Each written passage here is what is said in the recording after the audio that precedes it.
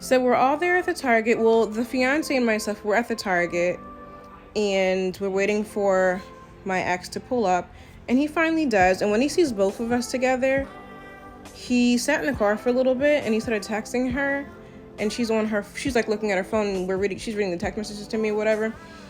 And finally he gets off the car, and we're having a whole entire discussion, and they kind of go to like the side of the parking lot, and I can overhear them having their argument.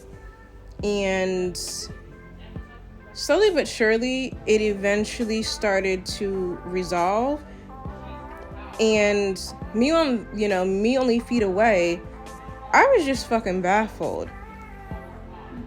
You came and got me. You came and picked me up from my house. You know who I am, and you know what involvement I had.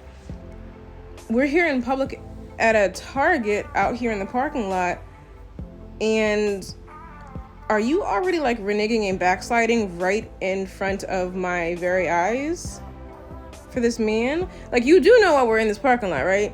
I don't really have any expectations, really, but it was just really weird to see in real time, like how she was really just like folding, as if I wasn't only feet away having the involvement that I had. It was weird. So, they were reconciling, and I'm over here like, what the fuck is wrong? Turns out, my then boyfriend, he was 10 years older than what he told me. They had been together for 9 to 10 years, doing this back and forth nonsense thing. He cheated, she cheated, everybody was cheating on each other. And like I said, he was still legally married to his first wife, who he had 2 children with. He had a little boy and a little girl. And that year, when I threw my son's second birthday party, that year when I threw my son's first birthday party when I was in nursing school, the girl that sat in front of me in nursing school for 12 months, she attended with her sister and her son. And my boyfriend at the time attended with his son. And they were all at my house. And we're all in the same fucking room. Exchanging, doing the gift thing and cutting the cake and playing games with the kids. And that's just so crazy to me. Like, what the fuck is wrong with people? So I think that was one of the triggers for the girl that was sitting in front of me in nursing school. Like, you did all this because you feel bad for her? You want me to really continue to believe that she's obsessed with you? Why would you attend a birthday? It just wasn't adding up. It wasn't adding up. So kudos to her intuition and her contacting me, letting me know what was going on and all that stuff. So anyway, back to the engagement when we were outside of the Target in the parking lot. Once I saw this dumpster fire starting, I was like, you know what? I'm going to call myself a cab and I'm going to head back to Jersey and home. I pull up my phone, and my then boyfriend thought I was taking a picture of him. Now, I was trying to get a cab so I could get the fuck out of here because you guys are publicly fucking embarrassments. Both of y'all. In more ways than one. I'm getting secondhand fucking embarrassment just looking at Dumb and Dumber. He thought I was taking a picture, so he grabbed me by my right arm. He twisted it back in a manner that it's not supposed to go. And I'm not double jointed, the man aggressively snatched me up like a rag doll and twisted my arm back in such a damn way that I heard a pop. And I've never dislocated any bones or joints, so I wouldn't know what it felt like, but I know this shit felt really bad. And while my hand was twisted behind my back, the fiance is screaming, let her go, let her go, let her go.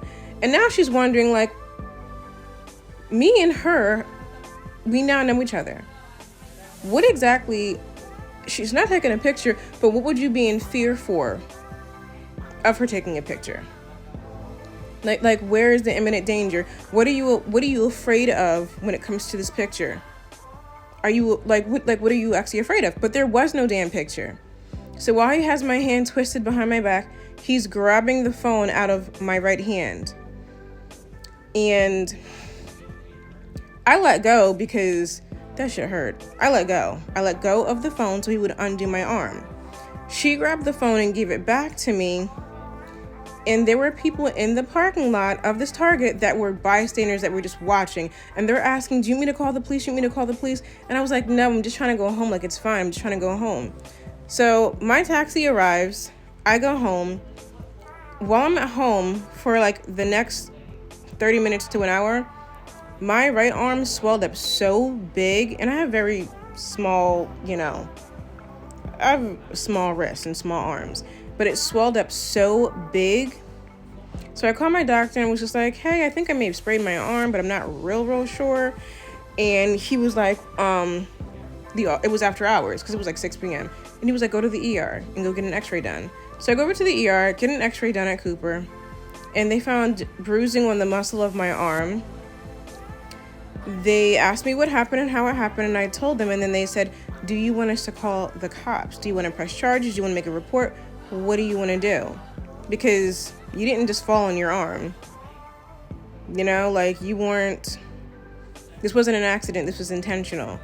And in that moment, I was like, I kind of don't want to get anybody in trouble. Like, is it that bad? Like, is it that big of a deal? If you have to ask yourself that, just know that's a trauma response. It is that bad. And it is that big of a deal. Don't let anybody put their fucking hands on you. Ever. Male or female. Fuck that. Because if you did that shit to a random person on the street, they're calling the cops on you. And and rightfully so.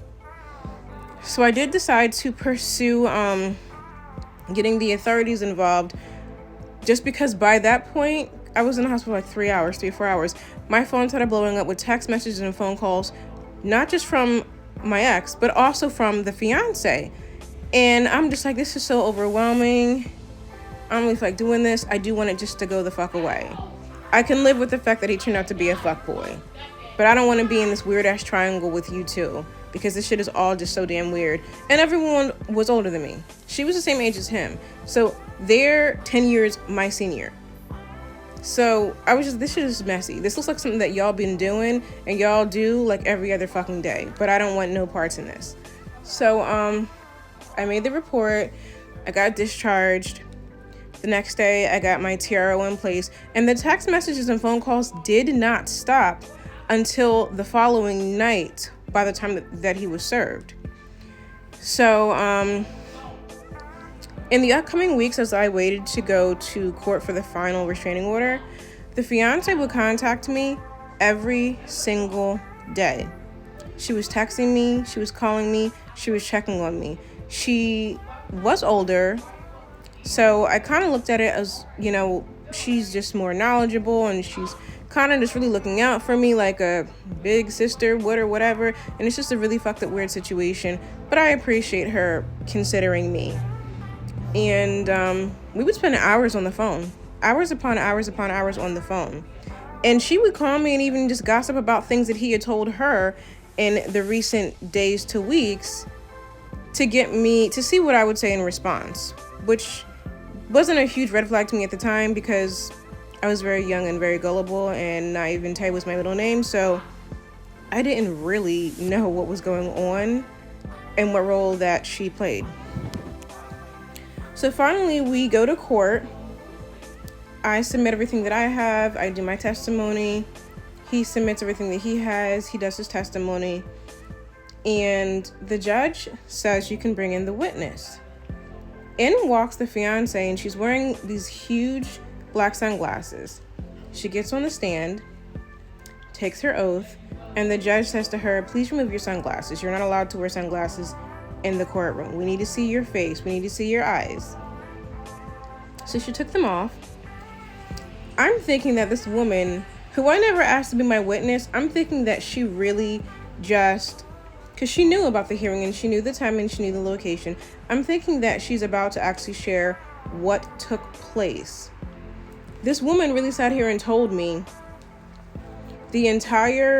every day for the entire time between the assault and the actual final hearing, she was like, I'm going to be your witness in court. I'll vouch for you. And I was just like, that is so nice. Like, people, like she genuinely is looking out for me, despite the fact that her fiance did all of this, and she, probably would have more loyalty to him than to me because I'm a stranger. Nobody trashes your name better than someone who's afraid you'll tell people the truth. He gonna flip. Right, this shit gonna push him over the top. Yeah, that's crazy. He might be right. This shit gonna push him over the top. Yeah. Sound like a personal issue. Oh, that's me. Not our problem. I mean, hey, if you want to hurt yourself because you I can't just handle worry this, about him coming around here. That's all I care about. I don't trust him.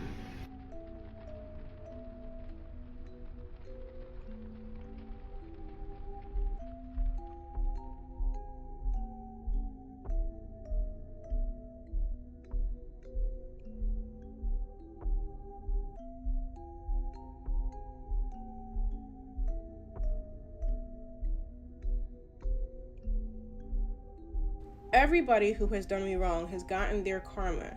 If not immediately, in upcoming weeks to months. Peep, everybody gets their karma. I'm not even on the delivery team. I have nothing to do with that shit. Wrong is wrong, right is right. Again, I say, if you start looking around after you realize your life is legitimately going down the shitter and you can't figure out why, look at the fucking company you keep. Look around at your doings. Look at your fucking behavior. Look at your goddamn gallivantics.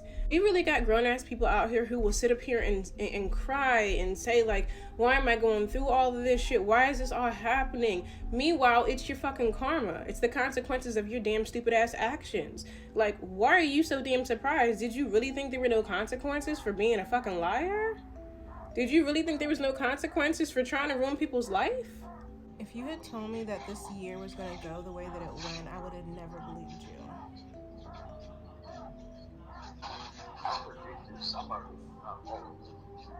Is it anything like what you expected? Like even close?